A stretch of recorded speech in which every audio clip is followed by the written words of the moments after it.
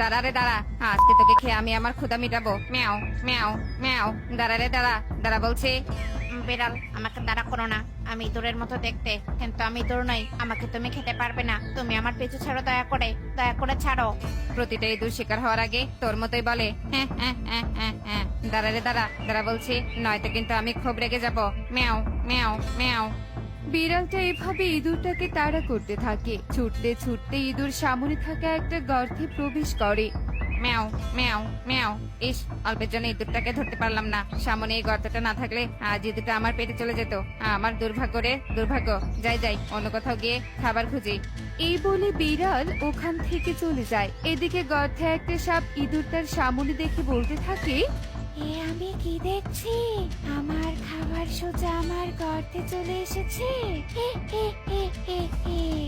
High বিধাতা, এবার কোন বিপদে ফেসে গেলাম? তান্ত্রিক আমাকে কি বানিয়ে দিল? এই, কি ভাবছিস? হাই, আমার কাছে আয়, আমি তোকে খাই। এই বলে সাপ ইঁদুরের দিকে এগিয়ে আসতে থাকে। এই দেখে ইঁদুর গর্ত থেকে বেরিয়ে পালাতে থাকে। এই, পালাচ্ছিস কেন? দাঁড়া, দাঁড়া বলছি। এই যা, বেচারি ইঁদুর পালিয়ে গেল। থাক, আমি বরং অন্য শিকার ধরে খাবো। সাপ এসব বলে আবারও তার গর্তে প্রবেশ করে। এদিকে ইঁদুর পালিয়ে একটা গাছের আড়ালে এসে আশ্রয় নেয়। বজ্জাত তান্ত্রিক আমাকে কোন বনে ছেড়ে আছে? এ বন যে আমার জন্য নিরাপদ নয়। এবার আমি কোথায় যাব? কেউ আমাকে সাহায্য করো। আমি যে ইঁদুর হয়ে আর থাকতে চাই না। কেউ নেই, আমাকে সাহায্য করার জন্য কেউ নেই। ইঁদুর এভাবে কান্নায় ভেঙে পড়ে। অন্যদিকে টুনি ওর বাড়িতে ওর মেয়েকে বলতে থাকে, টুকি মা, তুই ঘরে পড়তে বস। আমি নদী থেকে পানি নিয়ে আসছি। নদী থেকে পানি নিয়ে এসে আমি খাবার রান্না করব। আচ্ছা ঠিক আছে মা, যাও। এই বলে টুকি ঘরে প্রবেশ করে পড়তে বসে। আর টুনি কলস নিয়ে নদীর দিকে চলতে থাকে। টুনি কিছু দূর যেতেই কান্নার শব্দ শুনতে পায়। টুনি কান্নার শব্দ অনুসরণ করে ইঁদুরের সামনে চলে আসে। এ কি ইঁদুর, তুমি এখানে এভাবে কাঁদছো কেন? কি হয়েছে তোমার? আমি ইঁদুর নই, আমি হলাম পরি। কি বলছো কি? তোমাকে তো ইঁদুরের মতো দেখা যাচ্ছে, তাহলে তুমি পরি হলে কি করে? আমি সত্যি পরি। আমাকে একটা দুষ্ট তান্ত্রিক জাদু করে ইঁদুর পানি এ বনে ছেড়াতে আছে। পাখি, তুমি কি আমার রূপ ফিরিয়ে দিতে সাহায্য করবে? হ্যাঁ হ্যাঁ, অবশ্যই সাহায্য করব। কেউ বিপদে পড়লে তাকে সাহায্য করা উচিত। বলো, কি সাহায্য করব তোমাকে? কি করলে তুমি তোমার নিজের রূপ ফিরে পাবে? এই বনের গভীরে একটা নীলফুল আছে। ওই নীলফুল এনে আমার শরীরে স্পর্শ করতে পারলেই আমি নিজের রূপ ফিরে পাবো। তাই? তাহলে তুমি এখানে অপেক্ষা করো, আমি এক্ষুনি গিয়ে ওই নীলফুল নিয়ে আসবো। বেশ পাখি, আমি এখানে অপেক্ষায় আছে। টনি আর কিছু না বলেই ইঁদুরের কথা মতো নীলফুলের উদ্দেশ্যে বনের গভীরের দিকে চলতে থাকে। কিছুক্ষণের মধ্যেই টনি বনের গভীরে থাকা নীলফুলের গাছের কাছে চলে আসে আর নীলফুল নিয়ে ইঁদুরের সামনে আসে। ইঁদুর রূপে পড়ি, এ নাও, আমি তোমার জন্য নীলফুল এনেছি। আমি নিজের রূপ ফিরে পেয়েছি। এখন আমার খুব ভালো লাগছে। টনি, তোমাকে অনেক ধন্যবাদ আমাকে এত বড় সাহায্য করার জন্য। আজ তুমি না থাকলে আমি নিজের রূপ ফিরে পেতাম না। আমি তোমাকে উপহার দিব, তুমি আমার সাথে পরিরাজ্যে চলো। নানা পরি, এইটুকু উপকারের জন্য উপহার দেয়া লাগবে না। তোমাকে সাহায্য করতে পেরে আমার খুব ভালো লাগছে। তুমি অনেক ভালো টুনি, আমি তোমার কোনো কথাই শুনবো না। তোমাকে আমি উপহার দিবই দিব। টুনি, দয়া করে চলো আমার সাথে পরিরাজ্যে। এত করে যখন বলছো, তবে বেশ, চলো। পরি টুনিকে সাথে নিয়ে পরিরাজ্যের দিকে উঠতে থাকে। কিছুক্ষণের মধ্যেই পরি আর টুনি পরিরাজ্যে এসে পৌঁছায়। পরি টুনিকে পরিরাজ্যের বাগানে নিয়ে আসে আর বাগান থেকে একটা আম গাছ টুনিকে দিয়ে বলতে থাকে, টুনি, এই আম গাছটা আজ থেকে তোমার। এই আম গাছ জাদুই গাছ। তুমি এই আম গাছের কাছে টাকা পয়সা সোনা দানা যা চাইবে এই আম গাছ তোমাকে তাই দিবে। সেই সাথে আম গাছ তোমাকে আমও দিবে। তাই? তোমাকে অসংখ্য ধন্যবাদ পরি। তোমার এই উপহার আমার অনেক পছন্দ হয়েছে। এবার তবে আমি আসি পরি। হ্যাঁ হ্যাঁ, যাও তবে, ভালো থেকো। টনি পরীর কাছে বিদায় নিয়ে আম গাছটা সাথে নিয়ে পরী রাজ্য থেকে সোজা বাড়িতে চলে আসে। তুমি এত দেরি করে ফিরলে কেন? তোমার এই দেরি করে ফেরার জন্য আজকে আমি স্কুল যাওয়া হলো না। দুঃখিত দুঃখিত রে মা, আমি একটা পরীকে সাহায্য করতে গিয়েছিলাম, তাই ফিরতে দেরি হয়েছে। তুই মন খারাপ করিস না মা, কালকে সঠিক সময় স্কুলে যেতে পারবি। সে নয় বুঝলাম, তা তুমি কোন পরীকে সাহায্য করেছো? আরে আম গাছটাই বা কোথায় পেয়েছো? শুনতে চাস? তবে শোন। টুনি এই বলে টুকিকে একে একে সব ঘটনা খুলে বলে। সব তো শুনলি, এবার লক্ষ্মী মেয়ের মতো এই আম গাছ উঠোনে রোপণ কর। আমার হাতে বেশি সময় নেই, আমাকে এক্ষুনি কাজে যেতে হবে। এমনিতেও কাজে যেতে দেরি হয়েছে, তার উপর আবার আরো দেরি করলে ইগলি দিদি রেগে যাবে। আচ্ছা ঠিক আছে মা, তুমি যাও, আমি গাছটা এক্ষুনি রোপণ করছি। এসে পড়েছে নবাব জাদি। এই তোরা তো দেরি হলো কেন রে? হ্যাঁ, তুই জানিস না কাজে দেরি করে আসা আমি একদমই পছন্দ করি না। তোকে তো আমি আর কাজেই রাখবো না, চলে যা, লাগবে না তোর মতো কাজে ফাঁকি দেয়া কাজের পাখি।